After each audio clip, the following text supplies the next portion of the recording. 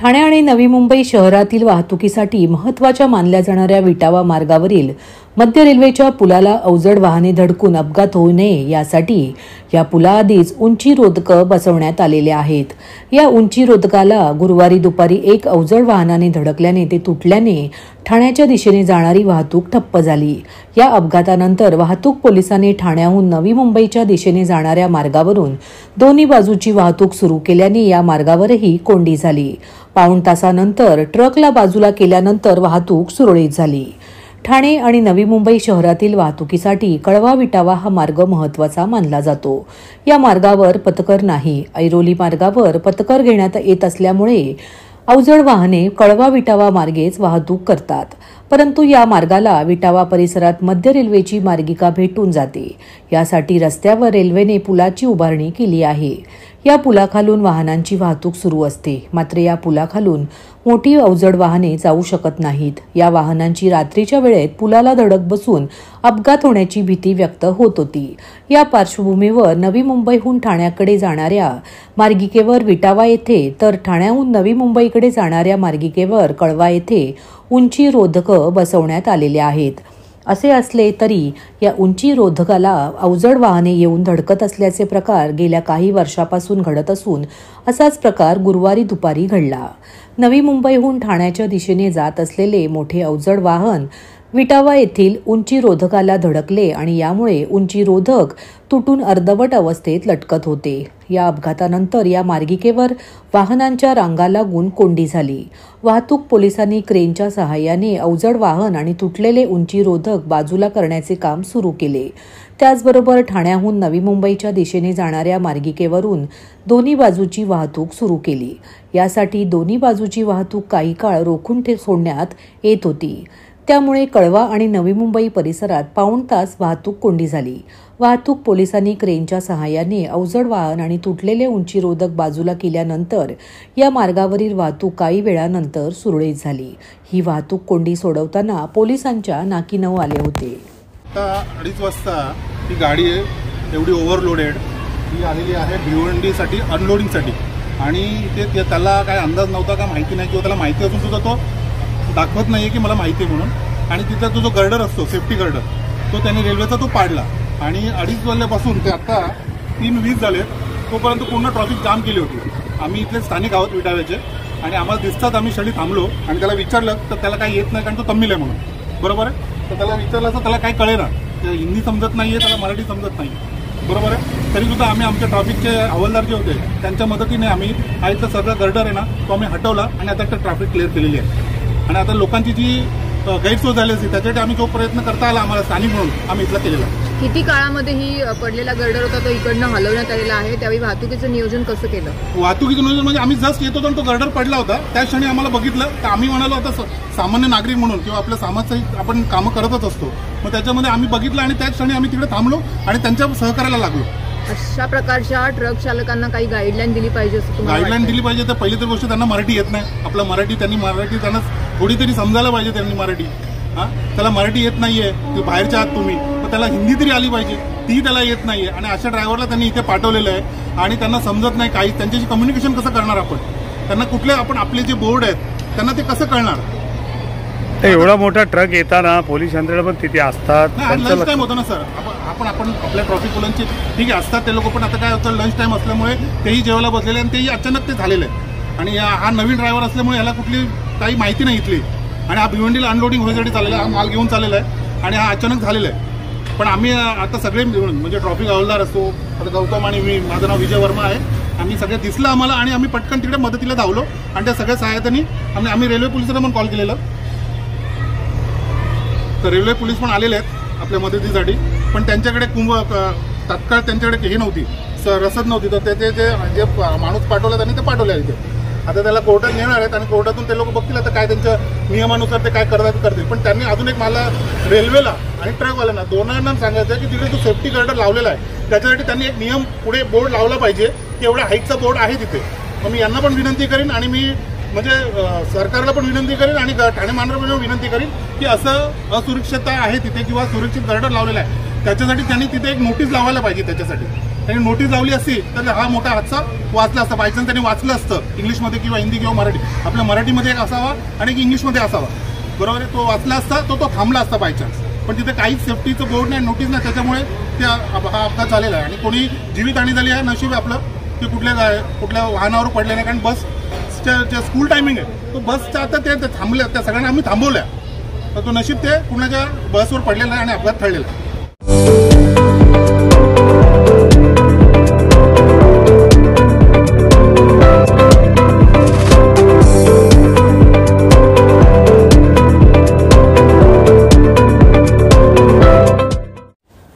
खड्डे, दररोज होणारी वाहतूक कोंडी आणि अवजड वाहनांमुळे रस्त्याची झालेली बिकट अवस्था अशा अनेक कारणांमुळे ठाणेकर अक्षरशः हैराण झाले आहेत. या संकटातून बाहेर पडण्यासाठी घोडबंदरवासी अखेर आज रस्त्यावर उतरले.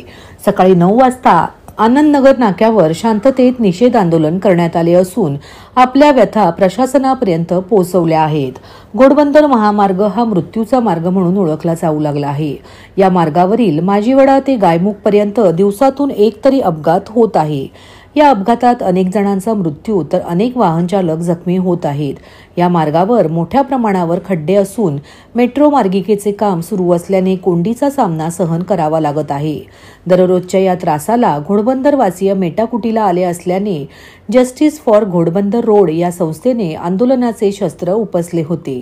जड वाहनांच्या वेळापत्रकाचे काटेकोर पालन, कायमस्वरूपी खड्डे दुरुस्ती, ट्रक टर्मिनल उभारणी, गायमुख घाट रस्ता सुधारणा अशा आंदोलकांच्या मागण्या आहेत.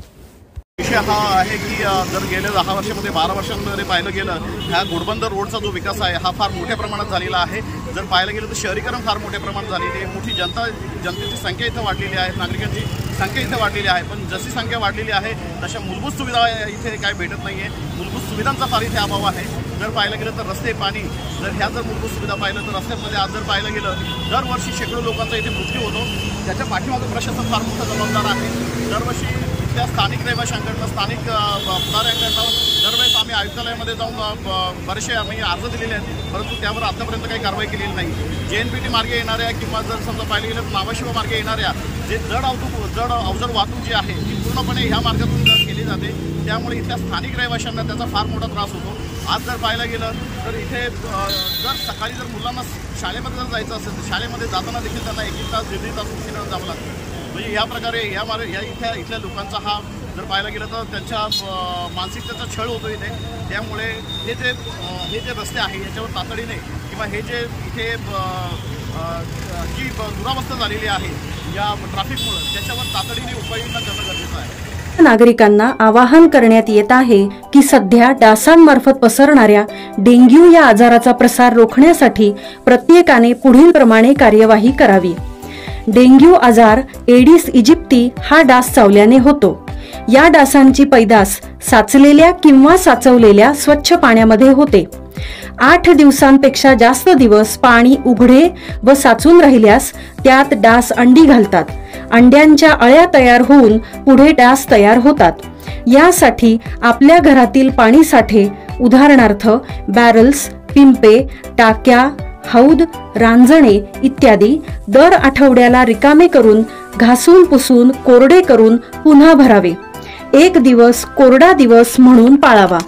पाणी साठ्यांना घट्ट झाकणे बसवावीत किंवा जुनी साडी, चादर, धोतर यांनी बांधून झाकून ठेवावीत, म्हणजे डास त्यात जाऊन अंडी घालणार नाहीत.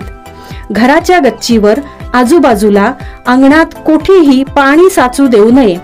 भंगार सामान उघड्यावर टाकू नये. उदाहरणार्थ टायर्स, प्लास्टिक सामान, कुंड्या, टाकाऊ वस्तू इत्यादी. अशा सामानात पावसाचे पाणी साठून त्यात डेंग्यूच्या डासांची पैदास होते. घरातील कूलर्स, फ्रीजच्या पाठीमागील ट्रे हे देखील वेळोवेळी कोरडे करावेत. लक्षात ठेवा, नुसत्या फवारणीने डास घनता कमी होत नाही, तर त्यासाठी डास पैदास ठिकाणे नष्ट करणे ही आपल्या सर्वांची जबाबदारी आहे. कोणताही ताप अंगावर न काढता जवळच्या शासकीय रुग्णालयात मोफत औषधोपचार घ्या. अशा प्रकारे नागरिकांनी सहकार्य केल्यास डेंग्यूचा प्रसार रोखणे सहज शक्य आहे. उच्च न्यायालयाच्या आदेशानुसार ठाणे महापालिका क्षेत्रातील अनधिकृत बांधकामांवर पालिका प्रशासनाकडून गेल्या काही दिवसांपासून कारवाई करण्यात येत असून अशाच प्रकारच्या कारवाईसाठी मुंब्रा कौसा भागात गुरुवारी गेलेल्या पालिकेच्या पथकाचा रस्ता रहिवाशांनी रोखून धरला. पथकाकडून समजूत काढण्याचा प्रयत्न सुरू होता, मात्र रहिवाशी रस्त्यावरून हटण्यास तयार नव्हते. यामुळे सायंकाळी पालिकेच्या पथकाने राज्य राखीव दलाच्या तुकडीला पाचारण करून कारवाई करण्याची तयारी सुरू केली होती. यामुळे परिसरात तणावाचे वातावरण होते. ठाणे महापालिका क्षेत्रात गेल्या काही वर्षात मोठ्या प्रमाणात अनधिकृत बांधकामे उभी राहिली आहेत. यापैकी काही बांधकामं प्रकरणी उच्च न्यायालयात याचिका दाखल झाल्या आहेत. त्यावर सुनावणी देताना उच्च न्यायालयाने अनधिकृत बांधकामांवरून पालिकेची कानउघडणी करत ही बांधकामे तोडण्याचे आदेश दिले आहेत.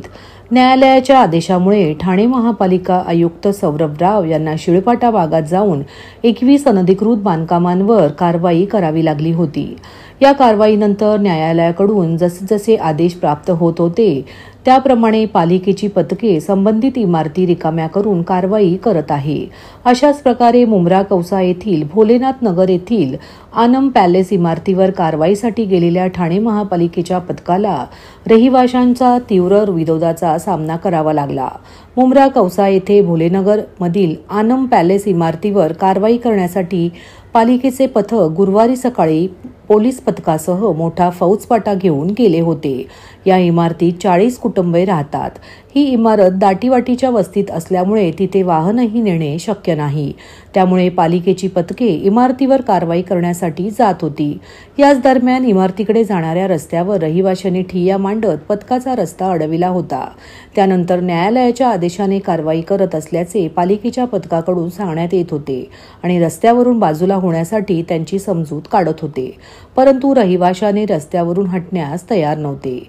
जेव्हा या इमारतीचे बांधकाम चालू होते तेव्हा महानगरपालिका अधिकारी डोळे मिटून होते का असा प्रश्न नागरिकांकडून उपस्थित होत होता.